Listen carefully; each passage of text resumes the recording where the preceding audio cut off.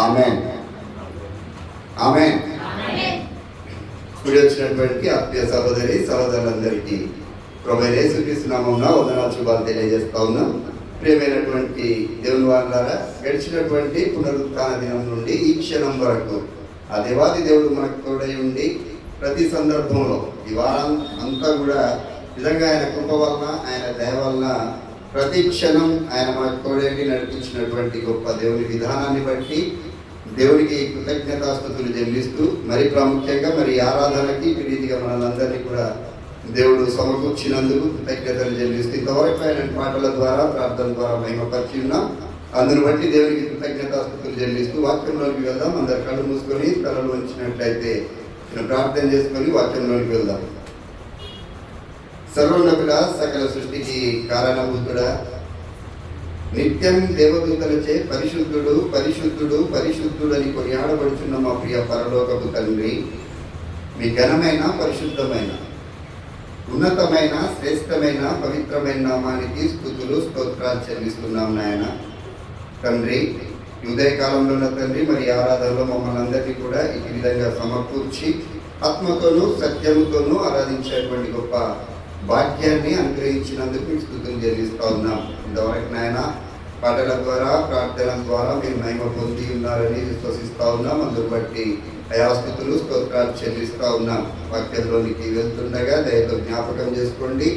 ఆయా సమయోచితమైనటువంటి జ్ఞానాన్ని మాకు దయచేయండి. పరిశుద్ధాత్మ శక్తి ఉపకారాత్మ సహాయమును మాతో మెండుగా ఉంచమని వేడుకుంటున్నాం. ఏదైతే వాక్యం మేము వినబోతున్నామో నా తండ్రి, అయా వినయించిన మేమందరం కూడా భయభక్తులు కలిగి వినయ విధేయతలు కలిగి మీ యొక్క వాక్యమును వినుటకు మరి ప్రాముఖ్యంగా వాక్య ప్రకారంగా మేము ఈ లోకంలో ప్రవర్తించుటకు మీ కృప సహాయాన్ని దయచేయమని యేసుక్రీస్తు వారి అతి పరిశుద్ధమైన నామములో ప్రార్థించి అడిగి వేడుకుంటున్నాం మా పరమ తండ్రి, ఆమేన్.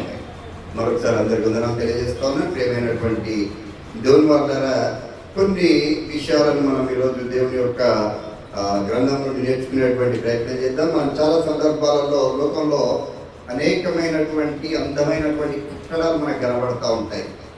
లోకంలో మనం చూస్తే అనేకమైన అందమైనటువంటి కట్టడాలు మనకు కనబడుతూ ఉన్నాయి. ఎగ్జాంపుల్గా ఏం చెప్పొచ్చు? తాజ్మహల్ చూసిరా అంటే చదివిన ఓకే. ఒక అందమైన కట్టడం అనేసరికి ఏం గుర్తుకు వస్తూ ఉంది? తాజ్మహల్ లేదా చార్మినార్ లేదా మనకి దగ్గరలో గోల్కొండ కూడా కట్టడం అనొచ్చా? గోల్కొండ అమ్మేమో సెక్రటరియట్ శ్రీధర్ బాగా సెక్రటరియట్ ఒక కట్టడం. వీటి అన్నిటిని చూస్తే ఏమనిపిస్తూ ఉందనంటే వీటి వెనకాల ఒక మంచి గొప్ప ఇంజనీర్ ఉన్నాడు లేదా ఒక మంచి శిల్పి ఉన్నాడు అనేటువంటి విషయం మనకు అర్థమవుతుంది. ఎందుకంటే అవి వాటిని చూస్తే నాకు చారిత్రకమైనటువంటి విధానంలో అవి ఉంటా ఉన్నాయి. అంటే వీటి వెనకాల ఎవరో ఒకరు ఏం చేస్తూ ఉన్నారు? దాన్ని నిర్మాణం చేస్తూ ఉన్నారు. జాగ్రత్తగా ఆలోచించారు. ఆ నిర్మాణం వెనకాల ఉన్నటువంటి ఆ ఇంజనీర్ కావచ్చు, శిల్పి కావచ్చు, వీళ్ళు ఏం చేస్తూ ఉన్నారంటే ప్రయాసపడి ఆ కట్టడాన్ని నిర్మాణం చేస్తూ ఉన్నారు.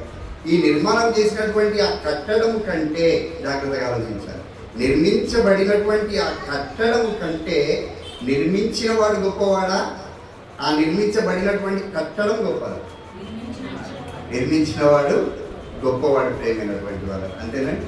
జాగ్రత్తగా ఆలోచిద్దాం. అంటే ఏ కట్టడమైనా ఇవాళ మనం చూసుకుంటే ఒక కట్టడం కట్టబడాలి అని అంటే నిజంగా ఎవరు ఉండాలి దాని వెనకాలనంటే? ఒక నిర్మాణకుడు ఉండాలి. దాన్ని మన భాషలో వాడక భాషలో ఇంజనీర్ అనుకుందాం, శిల్పి అనుకుందాం, లేదా మేస్త్రి అనుకుందాం, ఇంకేదైనా అనుకోవచ్చు. కానీ ఒక నిర్మాణకుడు అనేవాడు ఖచ్చితంగా ఉండవలసినటువంటి అవసరం ఉంది. ఒక నిర్మాణం జరగాలి, ఒక కట్టడం కావాలి అని అంటే దానికి బేసిక్ ఏమై ఉండాలి అని అంటే పునాది అనేది ఉండాలి అనేది మనందరికీ తెలిసినటువంటి. పునాది ఎంత బలంగా ఉంటే ఆ కట్టడము అంత ఎత్తుగా కావచ్చు, లేకపోతే అందంగా కావచ్చు, అంత బలంగా బలిష్టంగా అది ప్రాధాన్యత సంతరించుకున్నటువంటి కట్టడంగా మనకు కనబడుతుంది. పిల్లలు జాగ్రత్తగా ఇవాళ ఆలోచించి చూస్తే మానవ జీవితాన్ని కూడా దేవుడు ఏ విధంగా నిర్మాణం చేశాడు అర్థమవుతా ఉందండి. మానవ జీవితాన్ని దేవుడు ఏ విధంగా నిర్మాణం చేస్తూ ఉన్నాడు. మానవుణ్ణి సృజించిన తర్వాత దేవుడు అక్కడి నుండి విడిచిపెట్టలేదండి. ఇక సృజించిన నా పని అయిపోయిందన్న చందంగా దేవుడు విడిచిపెట్టలేదు. మళ్ళీ తనని ఏం చేస్తూ ఉన్నాడు అని అంటే కడతా ఉన్నాడు. దాన్ని ఏం చేస్తూ ఉన్నాడు? మళ్ళీ మానవుని ఆయన నిర్మాణం చేస్తూ ఉన్నాడు.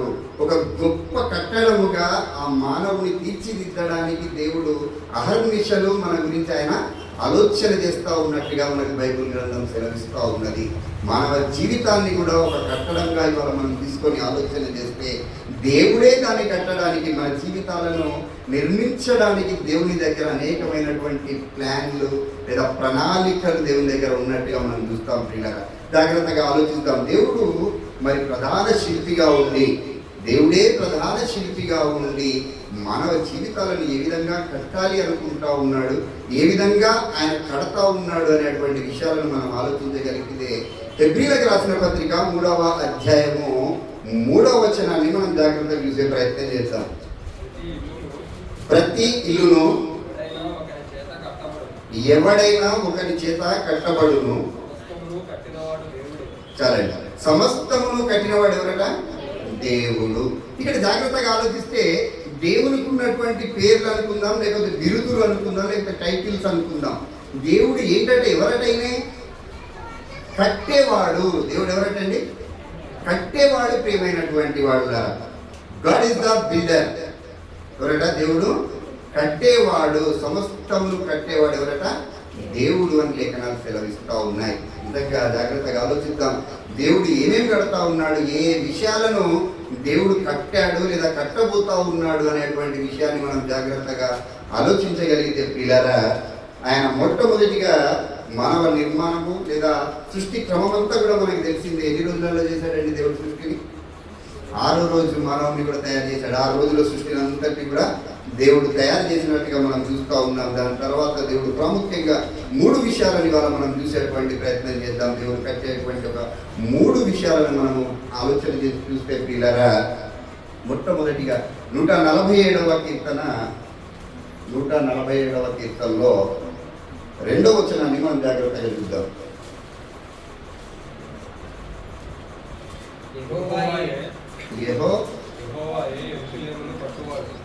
యెహోవాయే యెరూషలేమును కట్టువాడు, చెదిరిన ఇశ్రాయేలీయులను పోగు చేయువాడు. జాగ్రత్తగా చూద్దాం పిల్లరా. గుండె చెదిరిన వారిని ఆయన బాగు చేయువాడు, వారి గాయములు కట్టువాడు. చాలండి. ఈ పాట మనం పాడుతూ ఉన్నాం. గుర్తొచ్చింది ఏమన్నా పాట?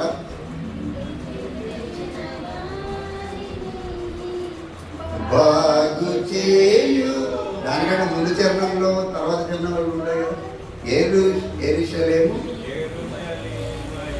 ఓమను సీయోను నీ దేవుని.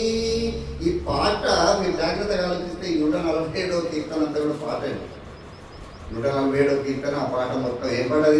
స్టార్టింగ్ చరణం చెప్పట్లేదు, మధ్యలో చెప్తాము. దేవునికి స్తోత్రము గానము చేయుటే మంచిది. మీరు అధ్యాయం అంతా కూడా చదవండి. ఆ పాట మొత్తం అధ్యాయం మనకు కనబడుతుంది. ఇది ఖురేష్ రాసినటువంటి పాట. అంటే ఈ వచనానికి చారిత్రక నేపథ్యం ఉంది. బైబిల్ గ్రంథంలో ఈ 147వ కీర్తన 2వ వచనానికి చాలా చరిత్ర ఉందండి. ఒకసారి ఆ చరిత్రలోనికి వెళ్ళి చూసేటువంటి ప్రయత్నం చేద్దాం ప్రియులారా. ఇక్కడ జాగ్రత్తగా ఆలోచిస్తే ఏమంటా ఉన్నాడు? మన అంశం ఏంటి ఈరోజు? దేవుడు కట్టేవాడు, కట్టువాడు. ఏం కడతా ఉన్నాడట? యెహోవాయే యెరూషలేమును కట్టును అని అంటా ఉన్నాడు. దేవుడే యెరూషలేమును నిర్మాణం చేస్తూ ఉన్నాడని చెప్తా ఉన్నాడు. దీని చరిత్ర వెనుకకు వెళ్ళి చూస్తే పిల్లల మనము జాగ్రత్తగా ఆలోచిస్తే యెరూషలేములో ఉన్నటువంటి లేదా యెరూషలేము దేవుని పట్టణంగా మనకు కనబడతా ఉన్నాం. యెరూషలేములో ఉన్నటువంటి యూదులు, యెరూషలేములో ఉన్నటువంటి ప్రజలు పాపంలో ఎప్పుడైతే పడిపోతా ఉన్నారో, ఎప్పుడైతే వారు దేవునికి వ్యతిరేకంగా జీవిస్తూ ఉన్నారో, పాపంలో పడిపోతా ఉన్నారో, వారిని అందరినీ కూడా తిరిగి ఏం చేస్తూ ఉన్నాడంటే దేవుడు చెల్లా చెదరైపోయినటువంటి వారిని అందరినీ కూడా తిరిగి చేరదీస్తూ ఉన్నాడు. తిరిగి చేరదీసుకుంటూ ఆయన కడుతున్నటువంటి విధానాన్ని తెలియపరుస్తూ ఉన్నాడు. మొట్టమొదటిగా వీళ్ళు ఎప్పుడైతే ఈ పాపంలో పడిపోయారో, పాపంలో పడిపోయినప్పుడల్లా కూడా ఇశ్రాయేలు ప్రజలు ఎప్పుడైనా చూడండి మీరు చరిత్రలో, పాపంలో పడిపోయినప్పుడు వారు ఎక్కడికి వెళ్ళిపోతా ఉన్నారంటే చెరలోనికి వెళ్ళిపోతారు, లేదా అన్య రాజుల బానిసత్వంలోనికి దేవుడు పంపించినటువంటి పరిస్థితులు మనకు కనబడతా ఉంటాయి. ఇక్కడ కూడా యెరూషలేము ఎప్పుడైతే ఆ యెరూషలేములో ఉన్నటువంటి ప్రజలు దేవునికి వ్యతిరేకంగా ఉన్నటువంటి ఆ స్థితిలో దేవుడు మొట్టమొదటిగా వీళ్ళని ఎవరికి ఉపయోగపడ్డాడంటే బబులోనికి ఉపయోగపడ్డాడు. ఈ బబులోన్లో ఎవరు ఉన్నారు మనకు తెలుసు. నెబుకద్నెజరు ఉన్నాడు. నెబుకద్నెజరు చెరలోనికి 70 సంవత్సరాలు దేవుడు వీళ్ళను పంపించినట్టుగా మనం చూస్తూ ఉంటాం. అంటే ఈ యెరూషలేము నాశనం తర్వాత ఎక్కడికి వెళ్ళిపోయారు వీళ్ళు? బబులోను చెరకు నెబుకద్నెజరు రాజు యొక్క బానిసత్వంలోనికి వీళ్ళు వెళ్ళినట్టుగా మనం చూస్తాం. 70 సంవత్సరాల తర్వాత ఏం జరిగిందండి అని అంటే, ఇది మనం చరిత్ర చూస్తూ ఉన్నాం. 70 సంవత్సరాల తర్వాత ఏం జరిగింది అని అంటే, దేవుడు ఏం చేశాడయ్యారంటే, కోరేషు అనేటువంటి ఒక రాజు కోరేషు హృదయాన్ని దేవుడు ప్రేరేపించి తిరిగి ఎవరైతే ఈ పాపం చేసి మొత్తం దేవుడికి వ్యతిరేకంగా జీవించి చెదరైపోయినటువంటి ఈ యూదులందరినీ కూడా తిరిగి మళ్ళీ ఏం చేస్తూ ఉన్నాడనంటే, వారిని సమకూరుస్తూ ఉన్నట్టుగా మనం చూస్తూ ఉన్నాం. అందుకే అక్కడ కింద మాటలో చెప్తా ఉన్నాడు, ఒకసారి చదవండి 47లో. కాదండి, అక్కడ యెహోవాయే యెరూషలేమును కట్టువాడు, చెదరిన ఇశ్రాయేలీలను పోగు చేయువాడు. జాగ్రత్తగా వినాలి. ఏంటంటే దేవుడు ఏం చేస్తూ ఉన్నాడు అంటే, యెరూషలేమును కట్టడం అని అంటే ఇవాళ మనకు అర్థం కావాలి. యెరూషలేమును కట్టడం అంటే ఏదో రాళ్ళు, ఇటుకలు, సిమెంట్ ఇదంతా దేవుడు కడతా ఉన్నాడు అనేటువంటి ఉద్దేశం కాదు. కానీ ఇక్కడ ఏం చెప్తా ఉన్నాడు? ఎవరినట? చెదిరిపోయినటువంటి ఇశ్రాయేలునందరినీ కూడా మళ్ళీ ఏం చేస్తూ ఉన్నాడు ఆయన? మళ్ళీ పోగు చేస్తూ ఉన్నాడండి. ఇది 3 విడతలుగా జరిగినట్టుగా చరిత్ర మనకు చెప్తా ఉంది. ఈ పోగు చేయడం అనేటువంటి ఈ కార్యక్రమం ఏదైతే ఉందో ఇది 3 విడతలుగా జరిగినట్టుగా మనం చూస్తూ ఉన్నాం. మొట్టమొదటిగా జెరుబ్బాబెలు టైంలో ఒకసారి జరిగినట్టుగా చూసినాం. రెండవది ఎజ్రా టైంలో ఒకసారి జరిగినట్టుగా మనం చూస్తాం. అదే రీతిగా మూడవదిగా నెహెమ్యా కాలంలో ఒకసారి జరిగినట్టుగా మనం చూస్తాం. ప్రియులారా, అంటే ఈ వచనానికి ఉన్నటువంటి భావాన్ని మనం అర్థం చేసుకోవాలంటే ఇంత చరిత్ర మనం తెలుసుకోవాల్సినటువంటి అవసరం ఉన్నది. ఏమంటా ఉన్నాడు? యెరూషలేమును ఎవరట కట్టేది? యెరూషలేమును కట్టువాడు ఎవరట? యెహోవాయే. ఎట్లా కడతా ఉన్నాడు? ఏంటి కట్టడం అంటే ఆయన ఉద్దేశము? చెదిరిపోయినటువంటి ఇశ్రాయేల్ ప్రజలందరినీ, ఎక్కడెక్కడో చెదరైపోయినటువంటి ప్రజలందరినీ కూడా తిరిగి మళ్ళీ ఏం చేస్తూ ఉన్నాడు? ఆయన ఒక దగ్గరికి ఆయన సమకూరుస్తూ ఉన్నాడు. ఇది 3 విడతలుగా జరిగింది. ఇది లాస్ట్లో కోరేషు టైంలో రాసినటువంటి ఇది. ఆ టైంలో ఎవరున్నారట? కోరేషు ఉన్నాడు. కోరేషు హృదయాన్ని దేవుడు ప్రేరేపించి ఇక ఈ విధంగా మళ్ళీ ప్రజలందరినీ ఒక దగ్గరికి చేకూర్చమని చెప్పినటువంటి ఈ వచనాన్ని మనం చూసి ఇప్పుడు అర్థం కాదు. దేని కడతాడట దేవుడు? యెరూషలేమును కట్టువాడు ఎవరట? దేవుడే అని అంటా ఉన్నాడు. ప్రియమైనటువంటి వాళ్ళ జాగ్రత్తగా ఆలోచిస్తే, అందుకే నెహెమ్యా గ్రంథం 2వ అధ్యాయము 18వ వచనంలో ఈ మాట చెప్తా ఉన్నాడు. ఒకసారి చూద్దాం.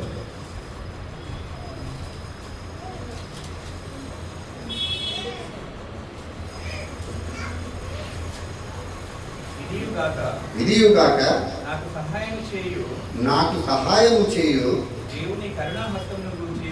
దేవుని కరుణాహస్తమును గూర్చియు రాజు నాకు సెలవిచ్చిన మాటలన్నీయు నేను వారితో చెప్పితిని. అందుకు వారు మనము కట్టుటకు ఊరుకొందుము రండని చెప్పి ఈ మంచి కార్యము చేయుటకై బలము తెచ్చుకొని. ఇక్కడ నెహెమ్యా చేస్తూ ఉన్నాడండి. నెహెమ్యా ఎవరి మీద ఆధారపడతా ఉన్నాడో చెప్తా ఉన్నాడు. నెహెమ్యాకి ఎవరి తోడై ఉన్నాడట? అది కట్టబడాలి అని అంటే ఎవరి తోడై ఉండాలి? దేవుని హస్తం అన్నాడా? ఏమన్నాడు అక్కడ? దేవుని హస్తము, దేవుని కరుణ, దేవుని దయ ఏదైతే అది తోడుగా ఉంటే ఏం చేయగలమంట? మనము దాన్ని కట్టగలమని చెప్తా ఉన్నాడు. ఇక్కడ నెహెమ్యా కట్టినాడా లేకపోతే ఇంకొక ఆయన కట్టినాడా అనేది ప్రామాణికం కాదు. కానీ ఇది కట్టడానికి సహాయము లేదా సహకరించడం లేదా కరుణ, తోడు, కృప ఇవన్నీ ఎవరివి ప్రాధాన్యంగా అంటే ఎవరున్నారు దీని వెనక? దేవుడు ఉన్నాడు అనేటువంటి విషయం మనకు అర్థం కావాలి. ప్రేమైనటువంటి వాళ్ళ, అంటే దేవుడు ఏం చేస్తూ ఉన్నాడు అని అంటే చెదిరిపోయినటువంటి ప్రజలందరినీ కూడా తిరిగి ఏం చేస్తూ ఉన్నాడు? ఆయన ఏకపరుస్తూ ఉన్నాడు. చెదరైనటువంటి ప్రజల్ని ఆయన ఏకపరుస్తూ ఉన్నాడు. అంటే ఇక్కడ అర్థం కావాలి, ఇప్పుడు కట్టడం అని అంటే 3 విషయాలు మనకు అర్థం కావాలి పిల్లలు. కట్టడం అంటే మొట్టమొదటిగా పునరుద్ధరించడము. ఏంటండి కట్టడం అంటే? పునరుద్ధరించడము. రెండవది చెదరైనటువంటి వారిని ఇప్పుడు చెప్పుకున్నాం, పోగు చేయడము. మూడవది వారిని దేవుడు ఏం చేస్తూ ఉన్నాడంట? బలపరుస్తూ ఉన్నాడు. అంటే మొదట పునరుద్ధరణ, దాని తర్వాత దగ్గరికి ఏకం చేయడం, దాని తర్వాత బలపరచడము. ఈ 3 ఎప్పుడైతే జరుగుతూ ఉన్నాయో దాన్ని ఏమంటా ఉన్నాడు అని అంటే అది కట్టడము లేదా నిర్మాణము అని దేవుడు సెలవిస్తూ ఉన్నాడు. పిల్లల జాగ్రత్తగా ఆలోచిద్దాం. ఇవాళ మన జీవితాలను కూడా ఆలోచించేటువంటి ప్రయత్నం చేద్దాం. ఎట్లా ఉన్నామంటే మనం ఎట్లా ఉన్నామండి? దేవునికి వ్యతిరేకంగా, దేవునికి ఇష్టం లేనటువంటి స్థితిలో మన జీవితాలు కొనసాగుతూ ఉన్నప్పుడు ఇక్కడ ఉన్న మనం అందరినీ కూడా దేవుడు ఏం చేశాడండి? మనందరినీ ప్రయాసపడి భారం వహించిన సమస్త జిల్లారా నా యొద్దకు రండి అని ఏం చేస్తూ ఉన్నాడు ఆయన? చెల్లా చెదురైపోయినటువంటి ప్రజల్ని మళ్ళీ ఏం చేస్తూ ఉన్నాడు ఆయన? పిలుస్తూ ఉన్నాడు. అర్థమవుతా ఉంది? పిలిచి ఏం చేశాడు? ఇప్పుడు మనందరినీ ఆయన నిర్మాణం చేశాడు. ఏం చేశాడండి? మనందరినీ కడుతూ ఉన్నాడు. దేవుడు మనందరినీ ఏం చేస్తూ ఉన్నాడు? ఇప్పుడు కడుతూ ఉన్నాడు. అలనాడు యెరూషలేము ఏ విధంగా అయితే నాశనం అయిపోయిందో, యెరూషలేము పట్టణం ఏ విధంగా నాశనం అయిపోయింది. యెరూషలేము పట్టణం అంటే మనకు అర్థం కావాలి, అది దేవుని ప్రజలకు గుర్తండి, దేవుని అధికారానికి గుర్తు, దేవుని పరిపాలనకు గుర్తుగా ఉన్నటువంటి ఆ యెరూషలేము నాశనం అయిపోయినటువంటి సమయంలో తిరిగి ఏం చేస్తాడట? ఎవరట కట్టువాడు? ఎవరంటని కట్టువాడు? యెహోవాయే కట్టువాడు, దేవుడే కట్టువాడు అని సెలవిస్తూ ఉన్నాడు. ప్రేమైనటువంటి వాళ్ళ ఇక అక్కడే రెండో మాటను మనం చూస్తే, రెండో మాట చెప్తా ఉన్నాడు. మొదటి ఏంటంటే చెదిరిపోయినటువంటి ఇశ్రాయేలును పోగు చేస్తాడు, యెరూషలేమును కట్టువాడు యెహోవా అని చెబుతూ రెండోది ఏమంటా ఉన్నాడు అంటే మూడో వచనం గుండె చెదిరిన వారిని ఆయన బాగు చేయువాడు, వారి గాయములు కట్టువాడు. ఇది బాగా ప్రాముఖ్యమైనటువంటి విషయం. గుండె చెదిరినటువంటి వారిని ఎవరంటండి కట్టేది? గుండె చెదిరిన వారిని ఎవరు కట్టేది? దేవుడు. ప్రియమైనటువంటి వాళ్ళ ఇవాళ గుండె చెదిరినటువంటి పరిస్థితి చాలా జీవితాల్లో కనబడతా ఉన్నది. వారి గాయములను కట్టువాడు ఎవరట? నేనే అంటూ ఉన్నాడండి. గాయం చేయవాడు ఎవరట? గాయం చేయవాడు ఎవరు? ఆయనే. గాయములను కట్టువాడు ఎవరు? ఆయనే. ప్రేమైనటువంటి వాళ్ళని జాగ్రత్తగా ఆలోచిద్దాం. అందుకే అంటా ఉన్నాడు, యోగు గ్రంథంలో చక్కటి మాట చెప్తాడు. 5:18 ఒకసారి చూడండి. యోగు 5:18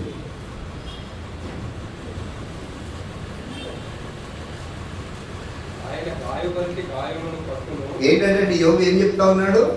ఆయన గాయపరిచి గాయమును కట్టును. దేవునికి మహిమ కలుగును గాక, దేవునికి మహిమ కలుగును గాక. ప్రేమైనటువంటి వాళ్ళు ఏంటంట? మళ్ళీ చదవాలి, 2 వచనాలు కలిపి మళ్ళీ చదవాలి. ఆయన గాయపరిచి గాయమును కట్టును, ఆయన గాయము చేయును, ఆయన చేతులే స్వస్థపరచును. ఇవాళ అందుకే అంటా ఉన్నాం, స్వస్థపరచు యెహోవా. ఏం పేరంట ఆయన పేరు? స్వస్థపరచు యెహోవా అని అంటా ఉన్నాం. ప్రియమైనటువంటి వాళ్ళ ఆయనే గాయం చేస్తాడట, ఆయనే తిరిగి గాయాన్ని కడతాడు, ఆయనే గాయాన్ని తిరిగి ఏం చేస్తాడో స్వస్థపరుస్తాడని చెప్పి యోగు చెప్తా ఉన్నాడండి. యోగు జీవితంలో జరిగినటువంటి అనేకమైనటువంటి సంఘటనలు మనం ఆలోచన చేయాలి. యోగు గాయమైందా? యోగు గాయమైంది. ఎవరు అనుమతించారు? జాగ్రత్తగా ఆలోచించారు. ఎవరు అనుమతించారు? దేవుడే అన్నారు. సాతాను అడుగుతూ ఉన్నారు. సాతాను గురించి కూడా అక్కడ రాస్తాడు. ఏం చేస్తూ ఉన్నాడు సాతాను? అటు ఇటు తిరుగులాడుతూ ఉంది. అంటే పని లేని వాడిని ఏమంటా ఉన్నాం ఇవాళ? ఏం పని లేకుండా అటు ఇటు తిరిగేటువంటి దేంతో సమానం? ఎందుకంటే దేవుడు పని చేయమని చెప్పాడు. మనకు దేవుడు ఏం చెప్పాడు? కష్టపడి పని చేయమని చెప్పాడు క్రైస్తవులకు. ఊరికే ఉండకూడదు. క్రైస్తవులు ఎవ్వరు కూడా ఊరికే ఉండదు. సాతాను ఏం చేస్తాడు? ఊరికే ఉండి వాడేం చేస్తాడు, వీడేం చేస్తాడు, వాడేం ఎక్కడికి పోతాడు, వీడెక్కడికి పోతాడు, వాడేం ఉంటాడు, వీడేం చెప్తాడు, ఇవే పని. ఇదే పనితో ఏం చేస్తూ ఉన్నాడట? వచ్చి అడుగుతా ఉన్నాడు. అటు ఇటు తిరుగులాడుకుంటా దేవుని దగ్గరికి వచ్చి అంటా ఉన్నాడట, అయ్యా యోగు నువ్వు కనిచేసిన యోగు గురించి దేవుడే సాక్ష్యం ఇస్తా ఉన్నాడు. ఆయన న్యాయవంతుడు, యథార్థవంతుడు, నీతివంతుడు, భక్తిపరుడు, ఆయన ఎవ్వరు కూడా ఈ లోకంలో కదిలించలేరు అనేటువంటి విధంలో దేవుడు యోగుని గురించి సాక్ష్యం ఇస్తా ఉండేవాడు. చెప్తా ఉన్నాడే, బాగానే చెప్పొచ్చినావు నువ్వు, కానీ నువ్వేదో కనిచేసినావు, నువ్వు కాపలు ఉన్నావు కాబట్టి ఆయన అట్లున్నాడు. ఒకసారి నువ్వు పక్కకు జరిగి నేను ఆడుకుంటా యోగుతో అని చెప్పిండు. అంతేనా? అంటే మన భాషలో మాట్లాడితే అదే చెప్తా ఉన్నాడు ఆయన. దేవుడు ఏం చేశాడానికి? ఏం చేశాడంటే దేవుడు పర్మిషన్ ఇచ్చాడు. ఫస్ట్ ఎవరికి? సాతానుకు పర్మిషన్ ఇచ్చాడు. అంటే ఇక్కడ జాగ్రత్తగా గాయం చేయవాడు ఎవరట? గాయం చేయవాడు ఎవరు? దేవుడే. గాయాన్ని మాన్పువాడు ఎవరట? దేవుడే. ప్రేమైనటువంటి వాళ్ళు ఇక సాతాను వచ్చింది, ఇష్టం వచ్చినట్టు తనకి ఇష్టం వచ్చిన రీతిలో యోగు జీవితాన్ని అస్తవ్యస్తం చేసేటువంటి ప్రయత్నం చేసింది. అనేకమైనటువంటి ఇబ్బందుల చేత, అనేకమైనటువంటి శ్రమల చేత, అనేకమైనటువంటి విధానాల చేత యోగుని కష్టపెట్టి శ్రమల గుండా, శోధనల గుండా చేసినప్పుడు కూడా యోగు అక్కడి నుండి చెదిరిపోయాడా? సాతాను ఉచ్చులో పడిపోయాడా? సాతానికి ఇష్టంగా మారిపోయాడా? ఇదండి. ఎవరు కాపాడుతూ ఉన్నారు? ఏ వేశాడంటే యోగు చుట్టూ దేవుడు కంచె వేశాడు ప్రేమ. అందుకే మన పాట కూడా ఉంది కదా, నువ్వు వేసిన కంచె ఎవడైనా దాటగలడా, ఏమైనా చేయగలవు పాటలు రాశారండి. నువ్వు వేసిన కంచె ఎవడైనా దాటి రాగలడా? ఆయన వేసిన కంచెను ఎవడైనా దాటగలడా? ఈవెన్ సాతాను కూడా ఆయన వేసిన కంచెను దాటలే. అంటే గాయం చేయవాడు ఆయనే, గాయము కట్టువాడు ఆయనే అని చెప్తా ఉన్నాడు ప్రేమైనటువంటి వాళ్ళ. ఎన్ని గాయాలైనాయండి యోగుకు, ఎన్ని గాయాలు, లెక్కలేనన్ని గాయాలైనాయి, లెక్కలేనన్ని గాయాలు. మానసికంగా గాయపడ్డాడు యోగు, అంతేనండి, మానసికంగా గాయపడ్డాడు, శారీరకంగా కూడా యోగు గాయపడ్డాడు. ఇక చివరి ఏంటంటే ఇక ఒళ్ళుకేమన్నా వస్తే కథం ఇంకా అంతే కదా, ఇక అప్పుడైనా దేవుడు వదిలిపెడతాడేమో. కానీ ఏ పరిస్థితుల్లో కూడా యోగు ఏం చేయలేదట. అంటే ఎవరున్నారు మళ్ళీ యోగు వెనక? ఎవరి గాయాలను ఎవరు స్వస్థపరుస్తూ ఉన్నారు? దేవుడు. అందుకే అంటా ఉన్నాడు, ఆయన చెప్తా ఉన్నాడు, ఆయన అనుభవించాడు కాబట్టి యోగు చెప్పగలరు. గాయము చేయువాడు ఆయనే, గాయాన్ని మాన్పువాడు లేదా కట్టువాడు ఆయనే అని చెప్తా ఉన్నాడు ప్రేమైనటువంటి వారు. ఆలోచన చేద్దాం. నిజంగా దేవుడు ఏం చేయవాడు? కట్టేటువంటి వాడు. ఆయన గాయాలను కట్టేటువంటి వాడు, ఆయన యెరూషలేమును కడుతున్నటువంటి వాడు లేదా కట్టినటువంటి వాడు ప్రేమైనటువంటి వాళ్ళ. అదే రీతిగా మనం ఆలోచించి చూస్తే, అదే రీతిగా మనం ఆలోచన చేస్తే, ఈ గాయాలు కట్టేటువంటి విషయం మనం మాట్లాడుతూ ఉన్నప్పుడు మనకు ఒక మంచి అంశం గుర్తు రావాలి. ఏమంశం? కడతా ఉన్నారట. గాయాలు కట్టేది అనగానే మనకు మంచి ఒక లూకాసు వార్తలో చెప్పినటువంటి మంచి ఒక మెసేజ్ ఉందండి. మంచి సమరయుడు ఏంటడా? మంచి సమరయుడు గురించి వాళ్ళ మనం ఆలోచన చేస్తే ఏం చేస్తా ఉన్నాడట అండి. ఒకడు ఎక్కడికి వెళ్ళాడట? యెరూషలేము నుండి చదువుతాం. లూకాసు వార్త 10వ అధ్యాయము, లూకాసు వార్త 10వ అధ్యాయము 30 నుండి 37 వచనాలకు జాగ్రత్తగా చదవండి.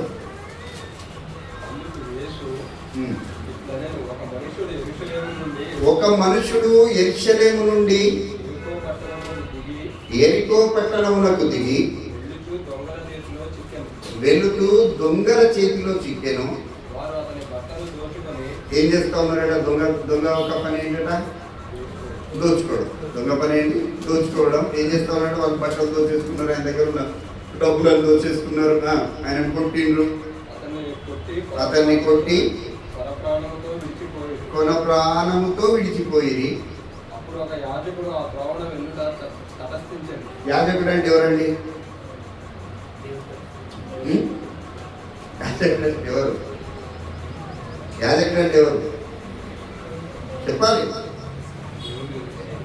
దేవుని చట్టం కావచ్చు, దేవుని విధానం కావచ్చు, ధర్మశాస్త్రం కావచ్చు, అప్పుడున్న విషయం ఆలోచిస్తే అవన్నీ కూడా తెలిసినటువంటి వ్యక్తి.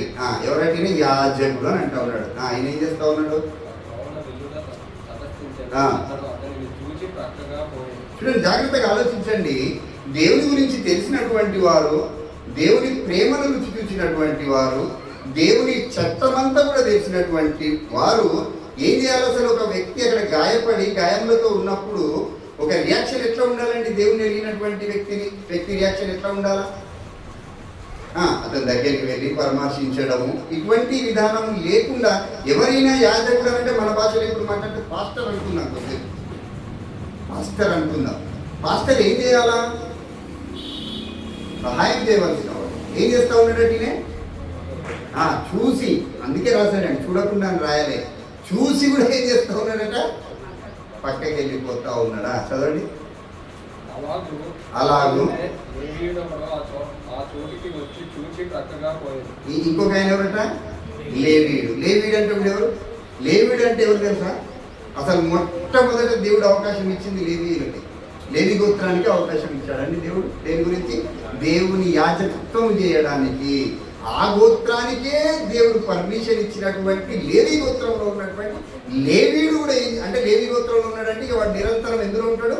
దేవుని సేవలో ఉండాల్సినటువంటి వాడు, అప్పుడు మందిరంలో ఉన్నటువంటి ఆ సేవనంతా కూడా జరిగించేటువంటి వాడు, అంటే దేవుడితో నిత్యం సంబంధం కలిగి ఉన్నటువంటి ఆ వ్యక్తి కూడా ఏం చేస్తూ ఉన్నాడట, చూసి ఆయన కూడా ఏం చేస్తూ ఉన్నాడు, పక్కన వెళ్ళిపోతా ఉన్నాడా. అయితే ఒక సమరయుడు ప్రయాణమైపోవచ్చు అతడు పడి ఉన్న చోటకు వచ్చి అతనిని చూచి ఏంటంటే అతని మీద జాలిపడి కన్నికరపడి ఉందా, జాలిపడి రైట్, దగ్గరకు పోయి నూనెయు ద్రాక్షారసమును పోసి అతని గాయములను కట్టి తన వాహనం మీద ఎక్కించుకొని ఒక పూట కూలి వారి ఇంటికి తీసుకొని వెళ్ళి అతనిని పరామర్శించి, మళ్ళీ నేను తిరిగి వచ్చే వరకు ఇతనికి ఏమైనా ఖర్చు అయితే ఆ ఖర్చు మొత్తం నా ఖాతాలో రాయి, నేను మళ్ళీ తిరిగి వచ్చేటప్పుడు నీకేమిస్తా, ఆ ఖాతా ఏదైతే డబ్బు అయితే ఉందో, ఖర్చు అయితే ఉందో తిరిగి అదంతా కూడా నేను నీకు ఇచ్చిపోతా అని చెప్పినటువంటి సమరయుడు ప్రియమైనటువంటి ఎవరంటేనే ఈయన దేనికి సాదృశ్యంగా కనబడతా ఉన్నాడు ఈ సమరయుడు అని అంటే, యేసుక్రీస్తు ప్రభు వారికి సాదృశ్యంగా సమరయుడు కనబడతా ఉన్నాడు. ఆయన లక్షణాలన్నీ ఎవరిలో ఉన్నాయండి అని అంటే, దేవుణ్ణి మాకు తెలుసు, మేము పెద్ద పెద్ద పాస్టర్లము, మేము రెవరెండ్లము, లేకపోతే మేము ఇంకొకటి అని చెప్పుకునే వాడికి ఏమి తెలుస్తలేదు ఇవ్వాలంటే, దేవుని నీతి అర్థం కావట్లేదు, దేవుని ప్రేమ ఇవ్వాలి అర్థం కానటువంటి పరిస్థితి కనబడతా ఉంది. ప్రేమైనటువంటి వాళ్ళ దేవుడు కట్టేటువంటి వాడు, దేవుడు ఎవరండి, కట్టేటువంటి వాడు, ఆయన గాయములను కట్టేటువంటి దేవుడు, గాయము చేసి కట్టేటువంటి దేవుడు.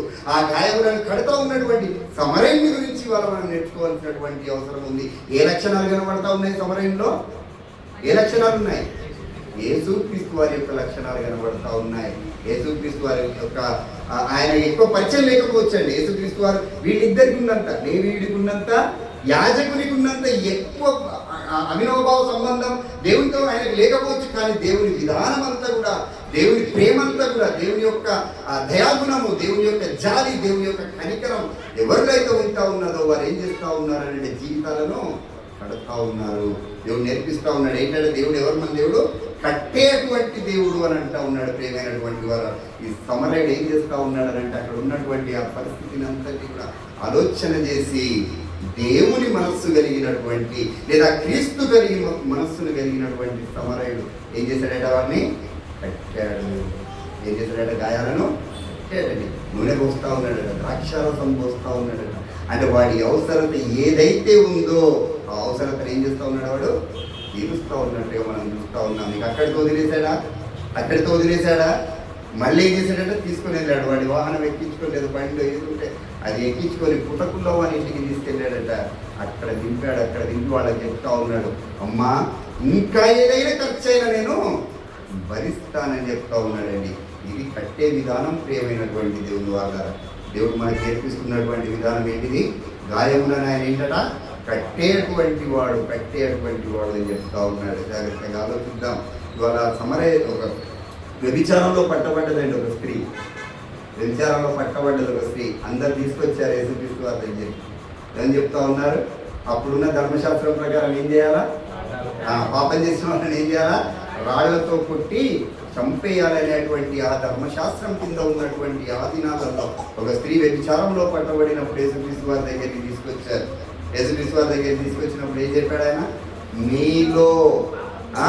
మీలో పాపము చేయని వాడు ఎవడైతే ఉంటాడో వాడు ముందు ఆమె మీద రాయి వేయండి అన్నాడు. అందరు ఏమైపోయారు సైలెంట్, ఒక్కరు కూడా వేయలేకపోయారు. అంటే అందరు ఏం చేస్తున్నారు, పాపము చేస్తున్నారు. దేవుడు కడతా ఉన్నాడు. దేవుడు ఏం చేస్తా ఉన్నాడు, తిరిగి ఆమె జీవితాన్ని కడతా ఉన్నాడు. ప్రేమైనటువంటి వాళ్ళు ఆమె చెప్తా ఉన్నాడు. యేసుక్రీస్తు ప్రభు వారు ఏం చెప్పారు ఆమెకు, అమ్మా ఇక నుండి నువ్వు పాపము చేయకు, ఇక ముందు నువ్వు ఇక పాపం చేయకు, నేను ఏం చేస్తా ఉన్నాను, క్షమించేస్తా ఉన్నాను అని చెప్పి ఆ జీవితాన్ని ఏం చేశాడు, దేవుడు కట్టాడు. ఆ జీవితాన్ని తిరిగి నిలబెట్టాడు, పునరుద్ధరిస్తా ఉన్నాడండి దేవుడు. అర్థమవుతా ఉందా మీకు? కట్టడం అంటే ఏమనుకున్నాం, పునరుద్ధరణ. పునరుద్ధరణ. ఏం చేస్తా ఉన్నాడు? తిరిగా ఆ వ్యభిచారంలో పట్టబడినటువంటి స్త్రీ జీవితం ఏమైపోయింది ఆ రోజు నుండి అంటే పునరుద్ధరింపబడింది. ఆ జీవితం ఏమైంది? తిరిగి కట్టబడింది. అర్థమవుతా ఉందండి?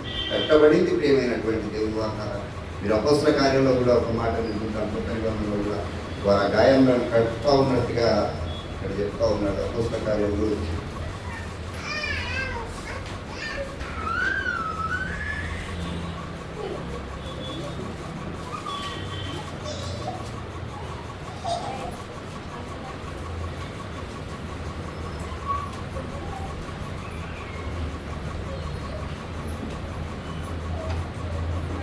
పదహారు అధ్యాయం చదివండి. 16 వచనంలో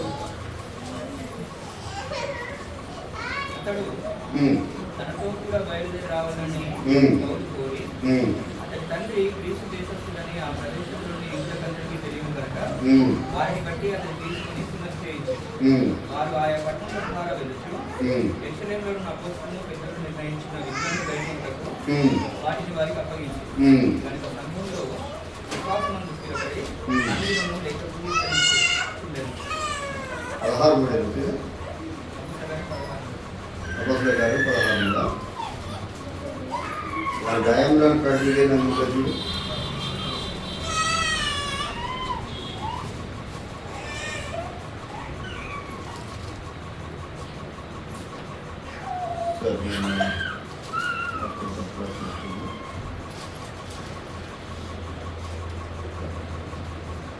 ఓకే రైట్.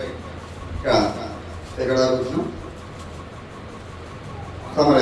వ్యభిచారంలో పట్టబడినటువంటి స్త్రీని ఏం చేస్తా ఉన్నాడు దేవుడు? తిరిగి ఆమెను కడతా ఉన్నాడు. ఆమె జీవితాన్ని పునరుద్ధరించినట్టుగా మనం చూస్తూ ఉన్నాం. పిల్లల అపోస్తల కార్యం సార్ 16:30 కూడా 3 అనే కదా. రాత్రి ఆ గడియలోనే అతని వారిని తీసుకొని పోయి వచ్చి వారి గాయములు కడిగారు. సో ఇక్కడ అపోస్తల కార్యంలో కూడా మనము సంఘం స్టార్టింగ్ ప్రారంభ దశలో ఉన్నప్పుడు అనేకమైనటువంటి శ్రమలు హింసలు కూడా సంఘం వెళ్తా ఉన్నటువంటి ఆ క్రమంలో అక్కడ ఉన్నటువంటి విశ్వాసులు లేదా అక్కడ ఉన్నటువంటి పెద్దలు గాయాలతోని లేదా ఇబ్బందులకరమైనటువంటి పరిస్థితుల్లో ఉన్నప్పుడు మీరు ఏం చేస్తూ ఉన్నారట? వారి గాయములను కడతా ఉన్నారు, వారు కడుగుతూ ఉన్నారు, వారు పరిచయం చేస్తూ ఉన్నట్టుగా మనం చూస్తూ ఉన్నాం. ఇక్కడ జాగ్రత్తగా అర్థం చేసుకోవాలి పిల్లలు. అదే రీతిగా మనం ఆలోచిస్తే ఇప్పుడు 2 చూసినాం. మొదట ఏం కట్టాడు దేవుడు? దేని కడతా ఉన్నాడు?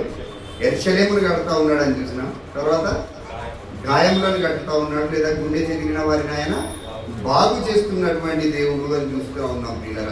అంటే దేవుడు గుండె చెదిరిన వారిని ఏం చేస్తూ ఉన్నాడు? తిరిగి సమకూరుస్తూ ఉన్నాడు, దగ్గరికి చేరుస్తూ ఉన్నాడు, ఆయన హక్కున చేర్చుకుంటూ ఉన్నాడు అనేటువంటి విషయాన్ని చూస్తూ, మూడవదిగా దేవుడు కట్టేటువంటి విషయం లేదా కట్టినటువంటి విషయము చాలా ప్రాముఖ్యమైనటువంటి ప్రధానమైనటువంటి విషయం ఏంటండి అని అంటే దేవుడు సంఘమును కట్టాడండి. ఏం కట్టాడు దేవుడు?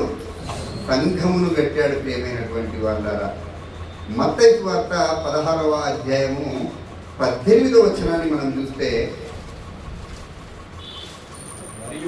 మరియు నీవు పేతురువు ఈ బండ మీద నా సంఘమును కట్టుదును. చాలండి. జాగ్రత్తగా ఆలోచించాలి ప్రియమైనటువంటి వాళ్ళు. అక్కడ ఏం కట్టాడు దేవుడు? మొదట యెరూషలేము. అర్థమవుతుంది? యెరూషలేము అంటే ఏమనుకున్నాం? దేవుని ప్రజలకు గుర్తు, దేవుని పరిపాలనకు అది గుర్తుగా మనం అనుకున్నాం. ఇక్కడికి వచ్చేసరికి కొత్త నిబంధన కాలానికి వచ్చేసరికి దేవుడు ఇంకో దాన్ని కడతా ఉన్నాడు. ఏంటది? నా సంఘము అని అంటా ఉన్నాడండి. ఇక 3వ కట్టడం గురించి ఇప్పుడు మనం ఆలోచిస్తూ ఉన్నాం. ఇది ఏంటట? నా సంఘము. ఎవరు కట్టాలి? నేనే కట్టుదును. ఏంటండి? నా సంఘము నేనే కట్టుదును అని చెప్తా ఉన్నాడండి. అంటే కట్టేటాయన ఎవరు? క్రీస్తు. ఏం కడతా ఉన్నాడు? సంఘాన్ని కడతా ఉన్నాడు. సంఘం అంటే ఏంటి? పిలువబడినటువంటి ప్రజలు. ఎక్కడి నుండి ఎక్కడికి పిలువబడతా ఉన్నారు ఈ ప్రజలు?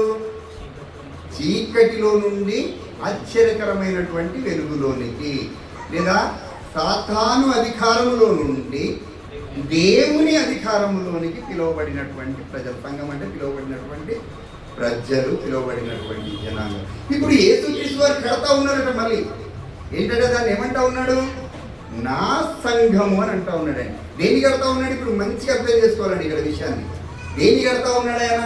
ఒక సంఘాన్ని కడతా ఉన్నాడు. ఆ సంఘం ఎవరిది అంటా ఉన్నాడు? అది నా సంఘం అంటా ఉన్నాడు. కట్టేది ఎవరు? నేనే కట్టుదును అని అంటా ఉన్నాడు. ఎవరండి కట్టేది? కట్టేది యేసుక్రీస్తు వారు. కట్టేది ఏంటి అంటే సంఘము. అది ఎవరిది అని అంటే యేసుక్రీస్తు ప్రభు వారిది. ఇది జాగ్రత్తగా మనం ఆలోచించాలి. ఇక్కడ జాగ్రత్తగా ఆలోచిస్తే ఎట్లా కడతా ఉన్నాడు అనేది కూడా ఇక్కడ ప్రాముఖ్యమైనటువంటి విషయం. ప్రియమైనటువంటి వాళ్ళ ఆయన కట్టేది ఎటువంటి సంఘము అంటే ఇది ఆత్మ సంబంధమైనటువంటి సంఘము. ఏంటిది? ఆత్మ సంబంధమైనటువంటి సంఘం. అంతేనండి. ఇప్పుడు ఇక్కడ ఉన్నటువంటి మనం అందరం కూడా ఎవరము? ఆత్మ సంబంధులం. అంతేనండి. ఏ బంధం ఉంది మీకు మాకు మధ్యలో? మీరెక్కడో మేమెక్కడో పుట్టినాం. ఇక్కడ ఉన్నటువంటి వారం ఎక్కడెక్కడ ఉండో ప్రజలం. అసలు ఒకరికొకరు సంబంధం లేదు. ఇంతకు ముందు మనకి అసలు ఎవరమో కూడా తెలియదు. ఈ పాప ఎవరో మాకు తెలియదు, మేమెవరో ఆయనకు తెలియదు. అసలు ఎవరికెవరం తెలియదు. ఇది ఏం బంధం అంటా ఉన్నాడు దీన్ని దేవుడు? ఇది ఆత్మీయమైనటువంటి సంఘము, ఇది ఆత్మబంధము అని చెప్తా ఉన్నాడు. ప్రియమైనటువంటి వారు అంటే యేసుక్రీస్తు వారు కట్టేది ఏంటి? ఇక్కడ ఆత్మీయమైనటువంటి ఒక సంఘాన్ని ఆయన ఏం చేస్తూ ఉన్నాడు? నిర్మాణం చేస్తూ ఉన్నాడు. ఒక నిర్మాణానికి ఏమనుకున్నామండి? ఫస్ట్ మాట్లాడుకున్నాం మనం. ఒక నిర్మాణం కావాలంటే ఎవరు ఉండాలా? నిర్మాణకుడు ఉండాలి అని చెప్పుకున్నాం. ఫస్ట్ నిర్మాణకుడు ఉండాలి కదా. నిర్మాణకుడు ఎవరిక్కడ? యేసుక్రీస్తు ప్రభు వారు. ఏముంటే ఆ నిర్మాణం బాగుంటుంది అనుకున్నాం? పునాది అని అనుకున్నాం. అంతేనా? ఏదైనా బిల్డింగ్ కట్టాలంటే ఏముండాలా? పునాది అని అనుకున్నాం. పునాది ఎవరట దీనికి? యేసుక్రీస్తు ప్రభు. జాగ్రత్తగా ఆలోచించాలండి. గ్రంథం ప్రతిదీ కూడా చాలా స్పష్టంగా సూటిగా మాట్లాడుతూ ఉంటుంది. ఎవరట పునాది? యేసుక్రీస్తు ప్రభు వారే. జాగ్రత్తగా ఆలోచించాలి. ఆయన అందుకే అంటాడండి, వేయబడిన పునాది తప్ప మరి ఒక పునాది ఎవడును వేయడానికి వీల్లేదు అని అంటా ఉన్నాడు. అంటే వేయొచ్చా? వేయడానికి వీల్లేదు. ఎందుకంటే ఆ పునాది వేసిన ఆయన ఎవరు? నీకంటే బలవంతుడు, నీకంటే జ్ఞానవంతుడు, సర్వశక్తివంతుడు, సజీవుడైనటువంటి వాడు, అందరికంటే పైగా ఉన్నటువంటి వాడు, అన్ని నామముల కింద పైనామం కలిగినటువంటి వాడు. ఆయనే పునాది అని అంటా ఉన్నాడు. ఆ పునాది ఆయనే వేస్తా ఉన్నాడు. వేయబడిన పునాది తప్ప వేరొక పునాది ఎవడును వేయనేరడు అని చెప్తా ఉన్నాడు. ఎందుకు ఎవడును వేయనేరడు అంటే ఆయన కంటే గొప్పవాడు ఎవడు కూడా లేడు కనుక. అంతేనండి. ఒకవేళ నేను వేయాలనుకో ఆయన కంటే గొప్పవాడిని అయి ఉండాలి. ఉన్నారు ఎవరన్నా? యేసుక్రీస్తు వారి కంటే గొప్పవారు ఎవరు లేదు. అర్థమవుతా ఉందండి. ఎందుకంటే ఆయనే పునాది అని అంటా ఉన్నాడు.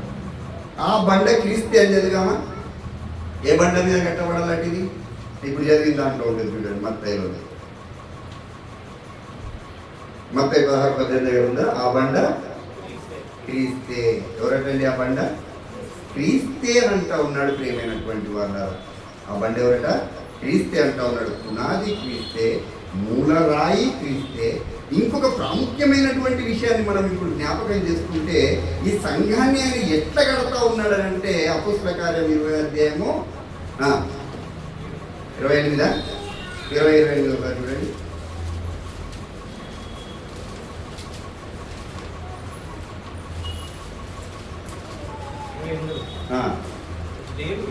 దేవుడు తన స్వరక్తమిచ్చి సంపాదించిన తన సంఘము ఏంటంటే మళ్ళీ చెప్తా ఉన్నాడు.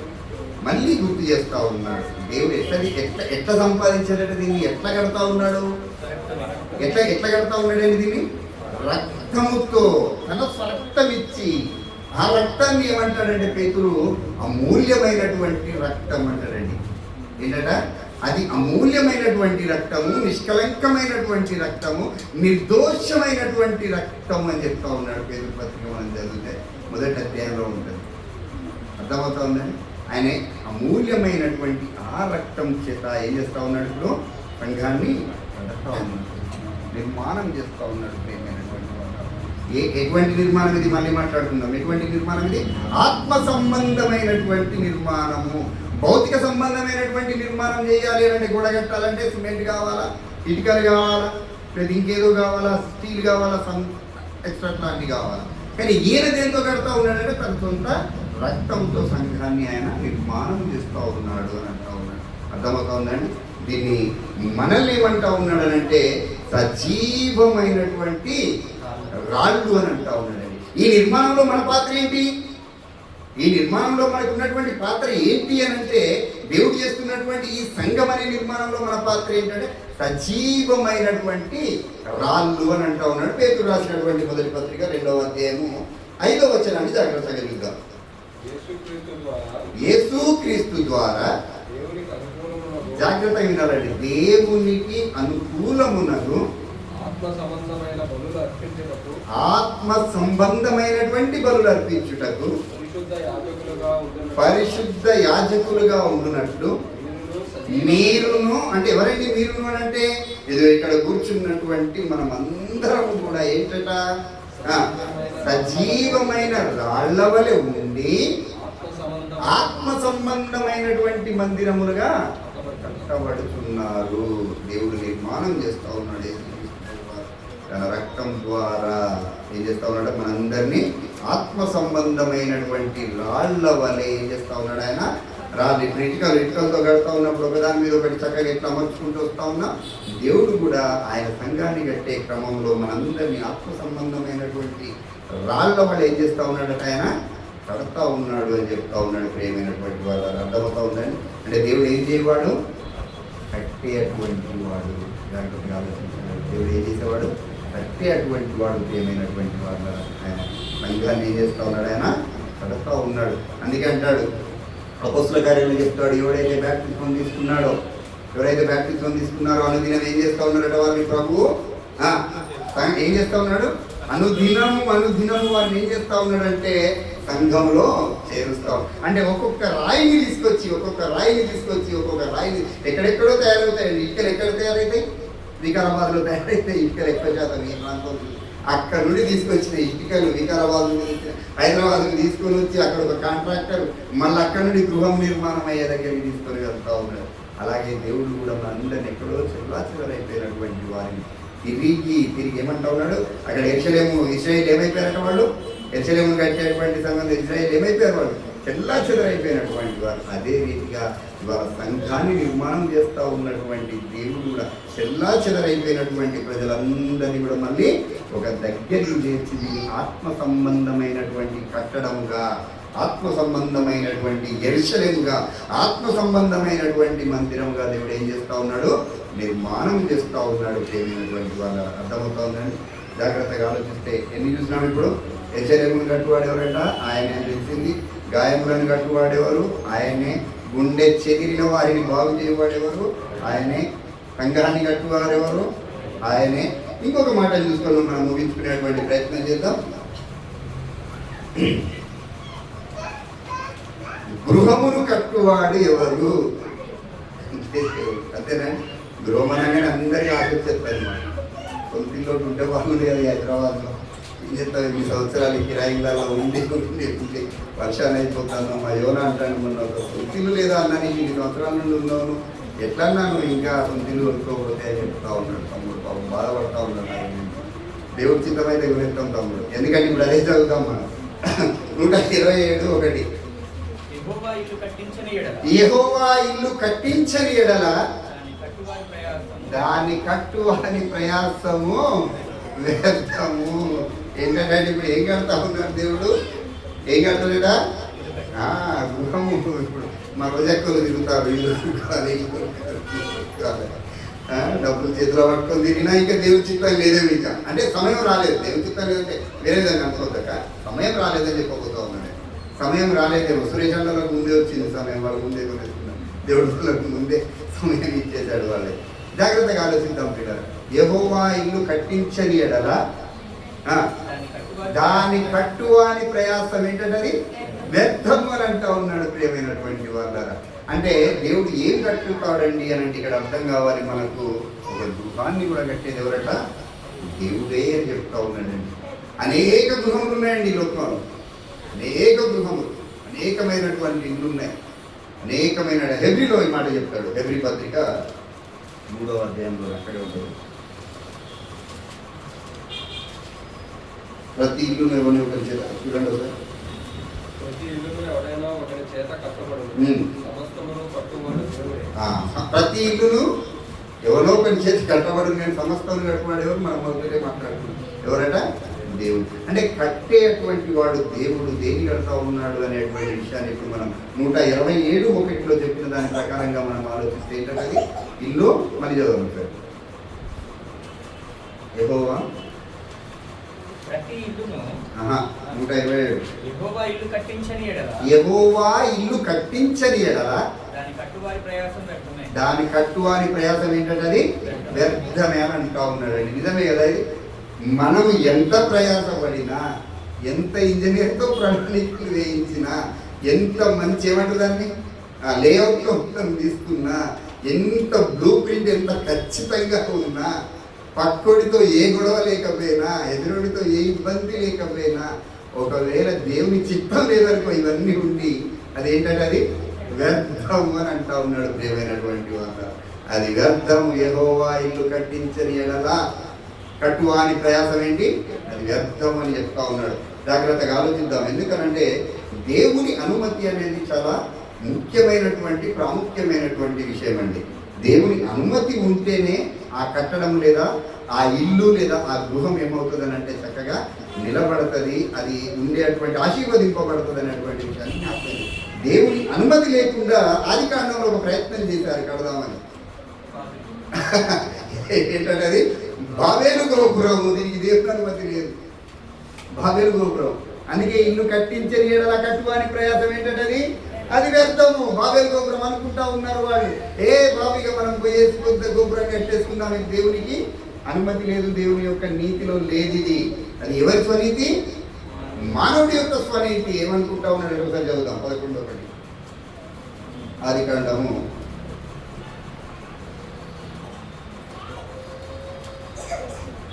భూమి అన్నంతటా ఒక్క భాషయు ఒక్క పలుకును ఉండేది. ఏంటంటే అంత ఉంది. ఏముందట అమ్మా జాగ్రత్త వినాలి. 10 నిమిషాలు ఇక ఏముందంటే అంతకుముందు చెప్తా ఉన్నాడు. దేవుడు చెప్తా ఉన్నాడు. అంతా కూడా ఏంటట ఒక్కటే లాంగ్వేజ్ అండి. ఒక్కటే. ఎవరు ఏది మాట్లాడి అందరికీ అర్థమవుతుంది. ఇప్పుడు ఇంగ్లీష్ మాట్లాడితే తెలుగు కాదు. ఇక్కడ ఉన్న హిందీ అర్థమైతే లేదు. పక్కకి షాప్లో పోతే వాడు ఏదో అంటాడు తెలుగు, హిందీ రాను పెద్ద పరిచయం. అప్పుడు ఎట్లుండేట? ఒక్కటే భాష. చదువు. ఒక్క పలుకును ఉండేను. తూర్పు నుండి ప్రయాణమై చీనారు దేశమందు మైదానము వారికి కనబడింది. అక్కడ వారు నివసించి మనము ఇటుకలు వేసి బాగుగా కాల్చుకుని రండని ఒకరితో ఒకడు మాట్లాడుకున్నది. రాళ్ళకు ప్రతిగా ఇటుకలను, అడుసులకు ప్రతిగా మట్టి కీలను వారికి ఉండేది. మరియు వారు మనము భూమి అన్నంతటా చెదిరిపోకుండా ఒక పట్టణంలో. ఏంటండి ఇది? ఎవరి ఆలోచన? దేవుని ఆలోచన ఏంటి? దేవుడు ఏం చేశాడు? మీరు ఫలించి అభివృద్ధి పొంది విస్తరించి భూమిని నింపి భూమిని మీరు ఏలండి అని దేవుని యొక్క అభిరుచి, దేవుని యొక్క ఉద్దేశం అంటే మానవుడి ఉద్దేశం ఏంటట? ఇక మనం ఎక్కడికి పోవద్దు, ఇక చాలు, ఈ హైదరాబాదే చాలు, ఇంకెక్కడికి పోవద్దు, మనకి ఏం లేదు, ఇక ఇక్కడే స్థిరంగా ఉందాం అనేది మన ఆలోచన. దేవుడి ఆలోచన ఏంటట? రైట్, భూమి అందరినీ మీరు వెళ్ళాలని. ఇక్కడ ఏం చెప్తా ఉన్నాడు? వీళ్ళు ఏం చేస్తా ఉన్నారట? ఇక మనం ఎక్కడికి పోద్దని ఒక గొప్ప నిర్మాణాన్ని చేద్దామనేటువంటి బాబేలు గోపురాన్ని వాళ్ళు కట్టేటువంటి ప్రయత్నం చేశారు. దీనికి ఏం లేదు? దేవుని అనుమతి ఉందండి? దేవుని అనుమతి లేదు. ప్రియమైనటువంటి వాళ్ళ దేవుని అనుమతి లేదు. అందుకే అంటా ఉన్నాడు, యెహోవా ఇల్లు కట్టించని ఎడల కట్టువాని ప్రయాసం. ఏమైపోయింది వాళ్ళ ప్రయాసము? వ్యర్థమైపోయింది. వ్యర్థమైపోయింది. ప్రియమైనటువంటి వాళ్ళ నీకు ఏదైనా నిర్మాణం కట్టడము ఏదైనా కావాలి అని అంటే ఎవరి ఆలోచన విధానం ఉండాలా? దేవుని ఆలోచన విధానం. అర్థమవుతుందండి? నీ నా ఆలోచన విధానం అది కొంతవరకు పనిచేస్తుందేమో కానీ అది శాశ్వతమైనటువంటి కట్టడంగా ఉండాలి అని అంటే, శాశ్వతమైనటువంటి నిర్మాణంగా నిలిచిపోవాలి అని అంటే ఎవరి ఆలోచనలో ఉండాలి? మనం దేవుని ఆలోచనలో ఉండాలి. అర్థమవుతుందా?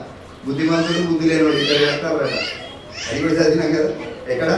మత్తయి సువార్త 7వ అధ్యాయం. తీయనవసరం లేదు, తెలిసిందే కాబట్టి. ఇద్దరు కడతా ఉన్నారట ఇల్లు. ఎవడెవడు? బుద్ధిమంతుడు బుద్ధి లేనివాడు. అర్థమవుతుంది కదా, మనకు అర్థమైంది. దేని మీద కట్టినట్టు ఇసుక మీద కట్టింది. ఏమొచ్చింది? వానలు వరదలు వచ్చినట్టు అక్కడ కొట్టుకొని వెళ్ళిపోయింది. అంటే ఎవరి ఉద్దేశం లేదు అక్కడ? ఎవరి ఆలోచన లేదు? దేవుని ఆలోచన లేదు. వాడు ఇష్టం లేదు. దేవుని ఆలోచన ఉన్నాడు ఎక్కడ కట్టాడు? వాడు బండ మీద కట్టాడు. కాబట్టి అది ఎట్లుందట? అది నిలబడ్డది. అది వరదలు వచ్చినా, వానలు వచ్చినా, సునామీలు వచ్చినా తట్టుకొని నిలబడేటువంటి శక్తి ఉన్నది. ఎక్కడ ఉంది? ఆ శక్తి ఎక్కడిది?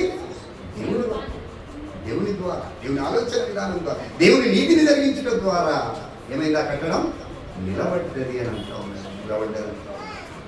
హబక్కూకులో మాట చెప్తాం. హబక్కూ గ్రంథము 2వ అధ్యాయం 12వ వచనంలో చూస్తే, గొడవలు, రాళ్ళు, మొరపెట్టుచున్నవి 2:12 అన్న 2:11. 12 చదవండి. 12. నరహత్య చేయుట చేత పట్టణంలో కట్టించు వారికి శ్రమ. ఏంటంటే నరహత్య చేయుట చేత పట్టణమును కట్టించు వాడికి ఏంటది? శ్రమ. దుష్టత్వము జరిగించుట చేత కోటను స్థాపించు వాడికి ఏంటట? శ్రమ అంటా ఉన్నాడు. జాగ్రత్తగా ఆలోచించాలి.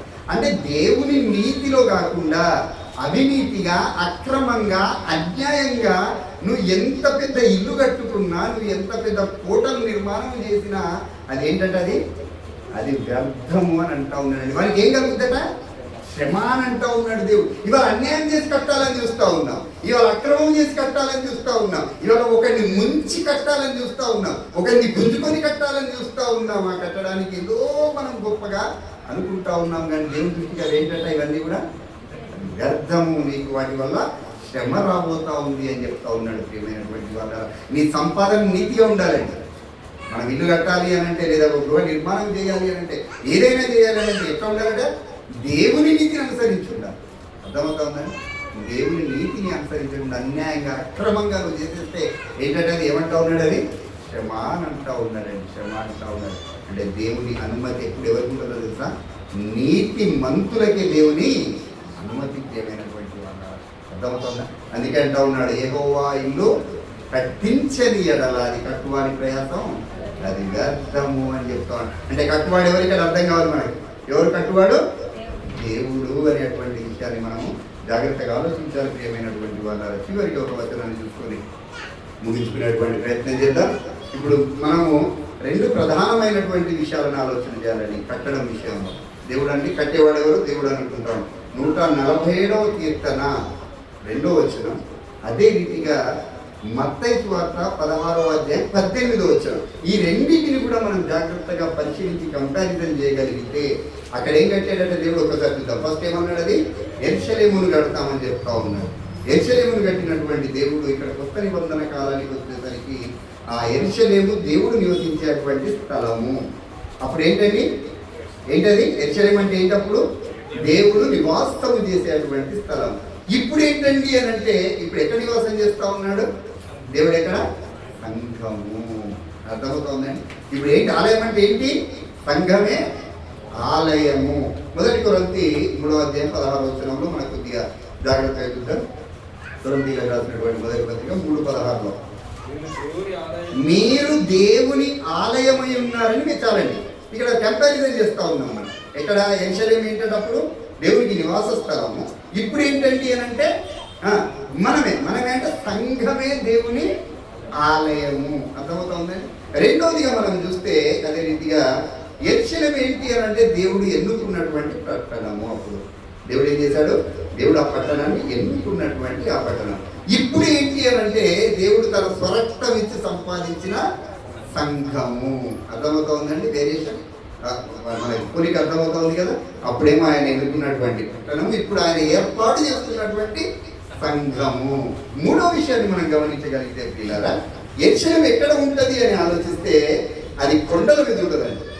మీరు అందుకే యెషయా గ్రంథం 2వ అధ్యాయంలో చెప్తాడు, పర్వతముల మీది పర్వతం కంటే ఎత్తైనటువంటి పర్వతం మీదికి జనము సమూహములుగా వచ్చేస్తారు అని చెప్పి ప్రవాహం వరే జనం దానిలోనికి వస్తారని రాయబడ్డది. అంటే యెరూషలేము అనేది ఎక్కడ ఉంది అని ఆలోచిస్తే ప్రియమైనటువంటి వాళ్ళ, అది ఎత్తైనటువంటి ప్రదేశంలో ఉంది, అది కొండల మీద ఎత్తైనటువంటి ప్రదేశంలో ఉంది అని చెప్తా ఉన్నాడు. ఇప్పుడు సంఘము కూడా ఎక్కడ ఉండాలని కోరుకుంటా ఉన్నాడు దేవుడు? అందరికీ కనబడే స్థితిలో అత్యున్నతమైనటువంటి స్థానంలో సంఘం ఉండాలని కోరుకుంటా ఉన్నాడు. అందుకే మీరు లోకానికి వెలుగై ఉన్నారని మీకు తెలియదు అంటాడండి. అర్థమవుతుందండి? లోకానికి ఎవరం మనం ఇవ్వాలా? వెలుగు. అంతేనా? వెలుగు ఎక్కడ? అందరికీ కనబడుతుంది. వెలుగు అంటే ఏంటి? దాని భావం ఏంటి? అందరికీ ప్రకాశించేటువంటిది. ఆనాడు ఎత్తైనటువంటి ఆ స్థలంలో ఉన్నటువంటి యెరూషలేము ఇవాళ సంఘంలో ఉన్నటువంటి నువ్వు నేను అనేకులకు కనబడేటువంటి ప్రకాశమానమైనటువంటి వెలుగుగా మనం ఉండాలని దేవుడు కోరుకుంటా ఉన్నాడు. 4వ విషయాన్ని మనం చూడగలిగితే పిల్లరా, పాతకాలంలో నేను అప్పుడు పాత నిబంధన కాలంలో యెరూషలేము పట్టణం అన్నాడు. ఇప్పుడు ఏమంటా ఉన్నాడండి అని అంటే, మీరు ఒకసారి హెబ్రీయులకు రాసిన పత్రిక 12వ అధ్యాయం 22వ వచనం చూడండి. ఇప్పుడైతే సియోనును కొండకును జీవము గల దేవుని పట్టణమును చూడండి, జాగ్రత్త చూడండి. ఇప్పుడైతే సియోను కొండకును జీవము గల దేవుని పట్టణమునకు అనగా పరలోకపు యెరూషలేమునకు వేల కొలది దేవదూతల యొద్దకును పరలోకమందు రాయబడిన జ్యేష్ఠుల సంఘమునకును వారి మహోత్సవమునకును అందరి న్యాయాధిపతి అయినటువంటి దేవుని యొద్దకును సంపూర్ణ సిద్ధి పొందిన నీతిమంతుల ఆత్మల యొద్దకును క్రొత్త నిబంధనకు మధ్యవర్తి అయి యేసునొద్దకును. చాలా ఇదంతా మనం ఆలోచిస్తే ప్రియమైనటువంటి వారులారా, ఇప్పుడు ఉన్నటువంటి ఈ యెరూషలేము పట్టణము కంటే ఏంటంటే అది ఛాయ మాత్రమే. నిజమైనటువంటి యెరూషలేము పట్టణం ఏంటంటే అంటే అది పరలోకము అని చెప్తా ఉన్నాడండి. అర్థమవుతా ఉందండి?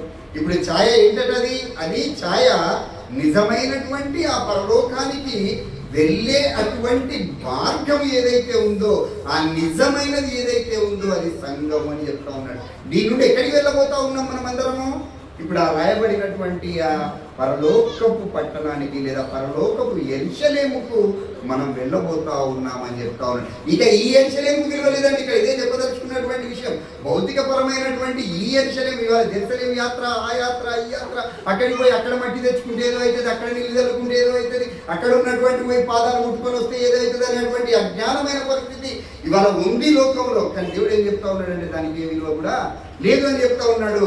నిజమైనటువంటి అది ఛాయ అంటా ఉన్నాడు. నిజమైనటువంటి పట్టణం ఏంటంటే అది పరలోక పట్టణము అని అంటా ఉన్నాడు. ఆ పరలోక పట్టణానికి సాదృశ్యంగా ఇక్కడ నీకేం కనబడుతూ ఉంది అని అంటే సంఘము. అర్థమవుతా ఉందండి? అర్థమైందా? అదే రీతిగా మనం చూస్తే చివరిగా ఒక మాట, అప్పుడు ఏం చేశాడండి అని అంటే యెరూషలేమును తిరిగి దేవుడు ఏం చేశాడు? ఆయన పునరుద్ధరించాడు. మళ్ళీ మాట్లాడుకుంటా ఉన్నాం కట్టబడడం అనేది పునరుద్ధరణ. అప్పుడు ఏం చేశాడట? చెదిరిపోయినటువంటి వారినందరినీ కూడా తిరిగి ఆయన తీసుకొని పునరుద్ధరించాడు. ఇవాళ సంఘంలోని కూడా అనేకులను ఏం చేస్తూ ఉన్నాడు దేవుడు? ఏం చేస్తూ ఉన్నాడు? ఆహ్వానిస్తూ ఉన్నాడు. ఆహ్వానిస్తూ ఉన్నాడు లేదా? సువార్త ప్రకటన ద్వారా ఏం జరుగుతూ ఉంది? ఇవాళ ఆహ్వానం. మీరు సర్వలోకమునకు వెళ్ళి సర్వ సృష్టికి వార్తను ప్రకటించుడి. నమ్మి బాప్తిస్మం పొందినవాడు రక్షింపబడును, నమ్మని వానికి శిక్ష విధింపబడునండి. వాళ్ళు ఏం చేస్తూ ఉన్నాడు దేవుడు? వార్త ద్వారా అనేకులను తిరిగి మళ్ళీ ఏం చేస్తూ ఉన్నాడంటే రండి రండి రండి రండి రండి. గుండె చెందిన వారు ఉన్నారా? రండి. బాగు చేసేవాడిని నేనే. గాయాలతో ఉన్నారా?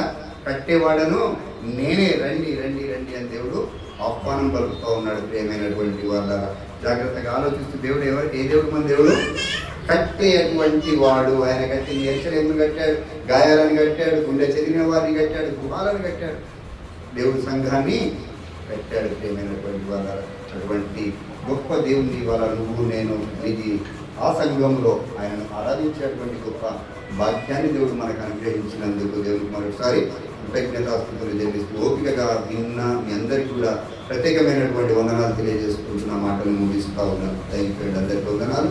ముందున్న కార్యక్రమాన్ని సహోదరు నాగేందర్ గారు నిర్వర్తించవలసిందిగా ప్రేమతో